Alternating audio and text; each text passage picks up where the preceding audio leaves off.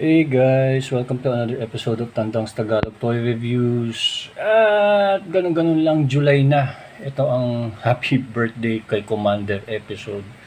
At ang episode na to ay hatid sa inyo. Oy, may bago tayong sponsor. Maiba-iba naman. Ang sponsor natin ngayon ay Tapsi at iba pa ni Tito Ome and Family dyan sa Tumana branch. Hello, hello. Siyempre, papahuli ba? Siyempre, ang Mikey's Burger House sa Lamuan branch ni Tito Vey and family. At ito, bagong-bago. Humble Oven by Ma'am Ana Mejia Gonzalez na ng Humble Oven. Oo nga naman. Sweet Infusions ni Tita Shawi Nagbuya. Hello, hello sa inyo. At ang episode na to ay nakuha natin sa TTB Toys and Games Reloaded. At siyempre, mga kaibigan natin siya sa The Geek Portal PH. Hello, hello nga pala sa Mrs. ko, belated happy birthday. Itong episode na to ay dedicated sa kanya. At syempre, hello, hello sa best friend ko si Doc. Ay, kamusta ka na? Syempre, papahuli pa ba si Tito Kat and family, Tito Gary at yung mga kapatid ko dyan. Si Bella and si Gory. At nanay ko din pala. Hello, hello, hello, hello, hello. Okay, episode number 176. Hey, Tito Gary and family, hello sa inyo dyan. Ayun. Episode number 176 natin ay SHF Figure Arts Chun-Li Back and Box. Yung nakuha ko yan sa TTB Toys. Hello, hello. Very legit. Huwag mag-atobili. Chun-Li number 2. Yan. Hindi naman 100% yung yung box. Okay naman. Hindi naman tayo box collector gaya nga. Original. Very maayos na presyo. Yun. Sinabi niya ni Sir Chuck na ang kulang lang sa fig na to ay yung stand. Okay. Ano ba meron dito? Meron yung kick effects, yung figure. Meron 2 sets of faceplate. 1, 2, 3, 4 sets of hands. Na-curious ako dito. Ngayon ko palang inano to eh. Simula naman nakuha ko. Meron siyang, ayun naman pala. Diba? Meron siyang stage eh. Ayun eh. So, masasabi natin na hindi si Jed nakaunang yung mga ganito. Yung mga ganitong gimmick. Okay. So ito, meron siyang ganun. Background. Ayun. Ito yung sinabi niya na wala yung sa sipa. Sa dami ko naman ng stand dito, magagawan ko na ng paraan yan. Yan. Kung yun din lang. So walang problema. Hindi ko naman siya binili dahil sa stand. Maraming salamat sa TTB Toys. Suki tayo dyan. Dami na akong na-scope dyan na toys. So legit na legit. Maraming salamat po. Okay. Tapos soli lang natin ito dito. Okay. Balikan natin yung no offense sa Jada na Chun-Li. Dahil mas gusto ko yung nito yung face sculpt nito. Anime. Hello kay Tito Kalay sa Qatar. Tito Behe and family. Tito sa pinsan ko si Juman. Kuya Firms. Ito sabi niya yung discoloration sa dibdib, which is very common. Saka yung sa white part, which is okay lang din naman. So, tingnan yung maigi mukha. Meron yung pensive, meron yung nakasigaw, meron yung mataray. Ito yung sakto lang, ito yung medyo galit. Yun siya yung kamay, yung niya, nakasuntok. At yung kick effects niya, ayan, ito siya, ayun. Okay. So, ito ay, this goes here. This goes here. Yan. Okay. Alright. Nothing super special. Sakto lang. Paint apps is more on dilaw and puti. Yan. Okay siya. Now yung fig. Okay. Halatang na ano to, may ali-alikabok pa. Okay, aesthetically speaking, teka, alin muna natin siya. Sukatin muna natin. Sisukat tayo eh. Kaya tayo nasa San Mateo eh, tayo ay sukat ganito. Lahat siya sinusukat. Hindi naman tayo taga Paranaque eh. Sige. Sukatin natin si Chun-Li. Si SHF's Chun-Li. Siya ay almost 6 inches. Actually 6 inches siya. Yan siya. Almost. So, pag tinabi mo siya kay SHF, Captain America, hindi sila nagkakalayo ng height. Pag tinabi mo siya kay SHF Bruce Lee, na alam natin na hindi kalakihan, naka-scale siya. Yun ang maganda kay SHF. Maganda yung scaling niya. Ngayon, pag itinabi natin siya kay fan favorite natin na si McFarlane Kilowog, ay malamang. Ayan, ang laki. So, ang ganda ng scaling niya. Tapos, pag tinabi natin siya kay It's Japek City Toys Gambit. Ayan. Okay. Siyempre pa. Napakuli ba? Yung original chicks natin dito na si Kami. Ayun. Hindi sila nagkakalayo ng height. Ayan o. Sumali na sa makakaliwang grupo si Kami. Naghahail na siya. Tapos, pag tinabi natin siya kay Jada, o ano man tawag, Guile, ayan, naka-scale siya, which is very nice. At ayun na, syempre itatabi natin siya kay Sagat.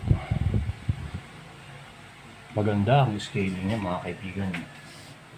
Pasok mga suki. Uy, ilaw nga pala kayo dito, Randy. Tita Casey at sa kanilang bagong baby si Akiya. Na cute. Hello sa inyo dyan. Ayan. Okay, so articulation na tayo. Sige, end muna tayo. Ayan. Maganda siya. So, kung may budget kayo, yeah, I would suggest. Okay.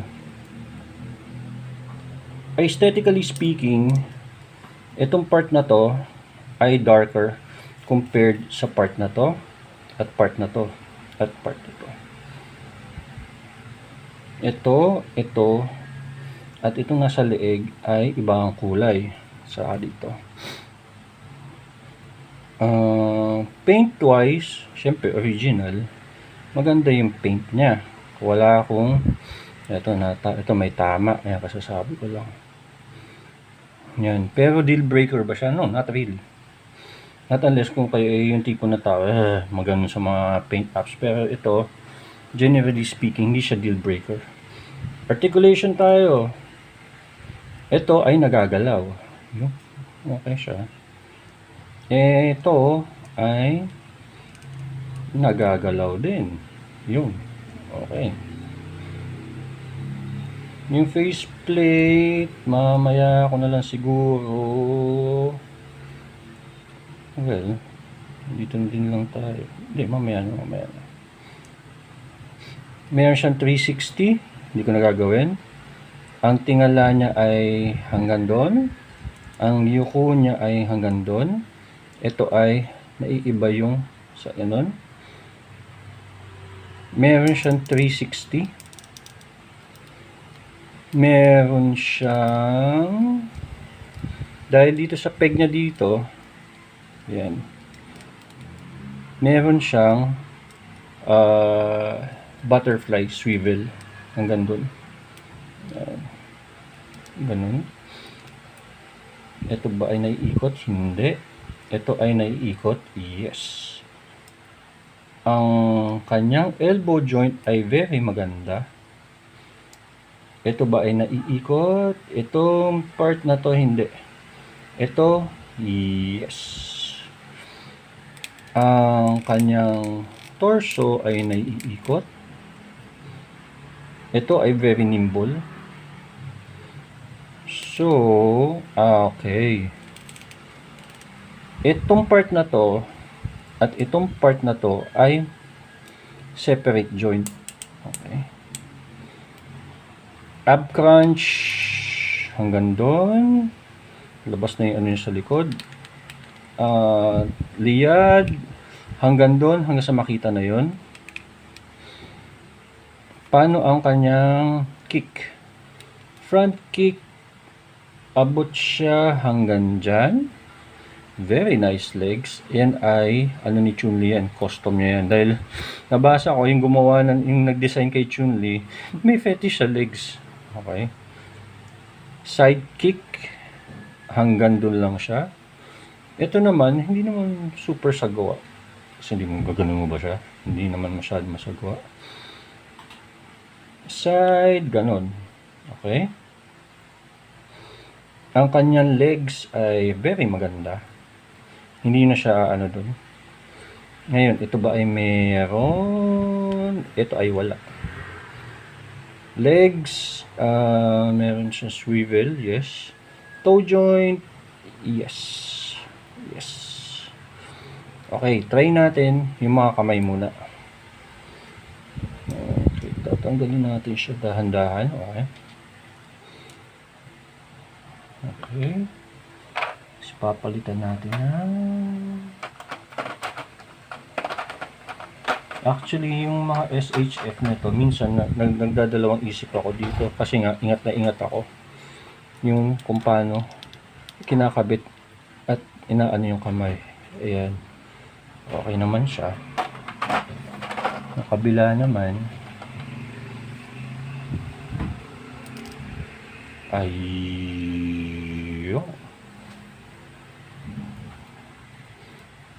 ayan. So, madali siya.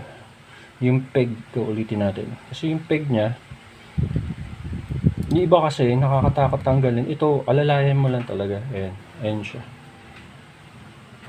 Ingat lang talaga. Hindi pwede.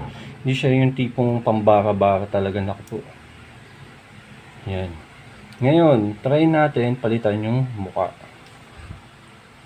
Yung mukha niya talaga 10 out of 10. Maganda yung Chun-Li na to. Ito yung bata-batang Chun-Li pa. Ayun, ayun na siya. Ayun, tinanggal na. Ayan. So, pagpapalitan natin na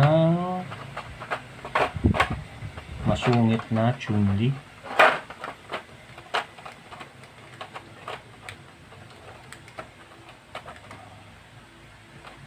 Siyempre, medyo biased ako pero medyo walang panama yung yan di ba? Walang panama yung sculpt, yung face sculpt nung kay Jada na Chun-Li. Sorry naman, pero it is what it is. Sa kanya-kanya naman preference. Ayan ayan yung iconic pose niya. Ayan yan. Sabihin natin ganun. Ayan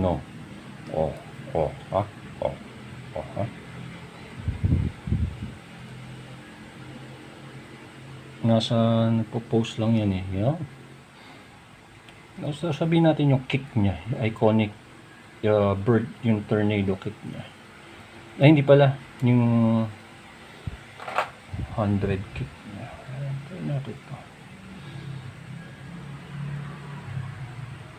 Yun ang tanong, paano ginagawa yun?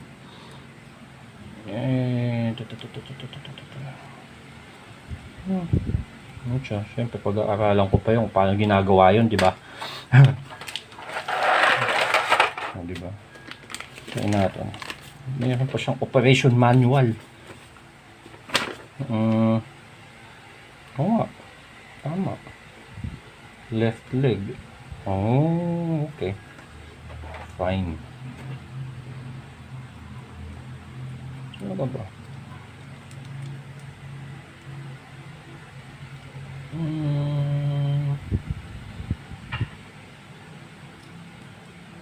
Ano ba?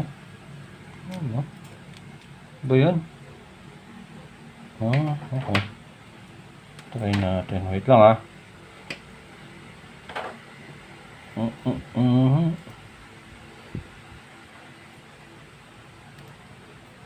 Ayun. Naman pala.